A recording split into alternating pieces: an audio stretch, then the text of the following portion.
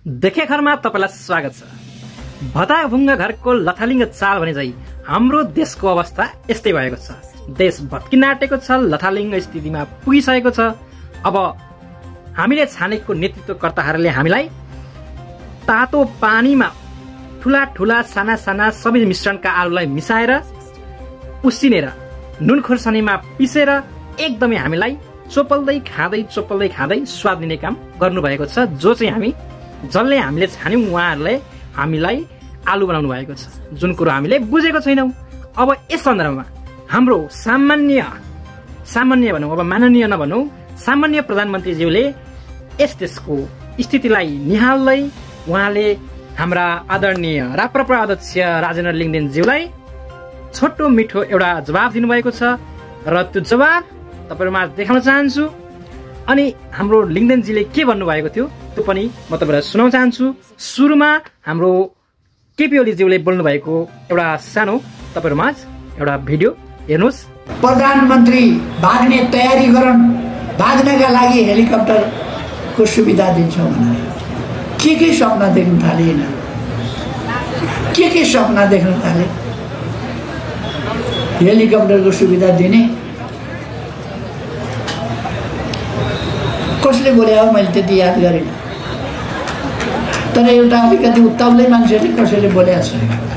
भिडियोमा देखिहाल्नुभयो हाम्रो सामान्य प्रधानमन्त्रीज्यूले कस्तो तर्क दिनुभएको छ लिङ्गदेनजीप्रति।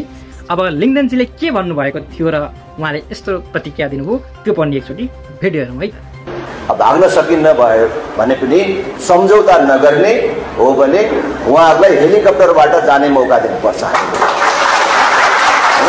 हेलिकप्टरको सुविधा प्रयोग गर्ने छुट दिने, त्यसरी हामीले हाम्रो आन्दोलन अगाडि लाने हो। लिङ्गदेनजीको भिडियो तपाईहरुले हेर्नुभयो। आजै फेरि अर्को शब्द बोल्नु भएको छ जो चाहिँ एकदम हास्यास्पद एउटा भनौं न क्रूर खालको पनि छ, जुन चाहिँ लापरवाही क्या देशको स्थिति, त्यो पनि एकचोटि सुनौ। गते 11 बजेदेखि 2 बजेसम्म काठमाडौँमा नेकपा एमालेको नियन्त्रण हुनुपर्दछ। कसरी कुन संस्था अगाडि लाग्छ, कुन संस्थाको आयोजना हुन्छ त्यसलाई छोडिदिनुहोस्।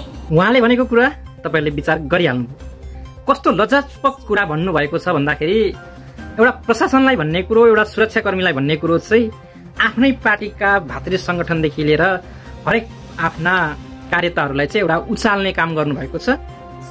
जेठ 15 गते जसरी नै कार्यक्रम रोकिनुपर्छ भनेर उहाँले आगोमा घिउ थप्ने काम गर्नुहुन्छ। त्यसले के गर्छ त भन्दा नेपाली जनता बीच लड्ने स्थिति आउँछ, रणभूमि हुने स्थिति आउन सक्छ। यसैले गर्दाखेरि मैले अघि भनेको नेपाली जनतालाई नेतृत्वकर्ताले के बनाइरहेको छ, आलु बनाइरहेको छ र हामीलाई नुन खोर्सानीमा चोप्दै खाँदै गर्ने काम गरिरहेको छ। अब हामी नेपाली जनताले आलु वर्गमै रहेर यसरी नै अघि बढिरहने हो कि मानव नीतिलाई अपनाएर हामीले केही योजना बनाएर केही नियम लिएर हुन्छ कि कुन अवस्थाले देशलाई सकारात्मक दिशामा लगिन्छ, त्यसलाई चाहिँ हामीले मध्यनजर गरेर अघि बढ्ने बेला आएको छ।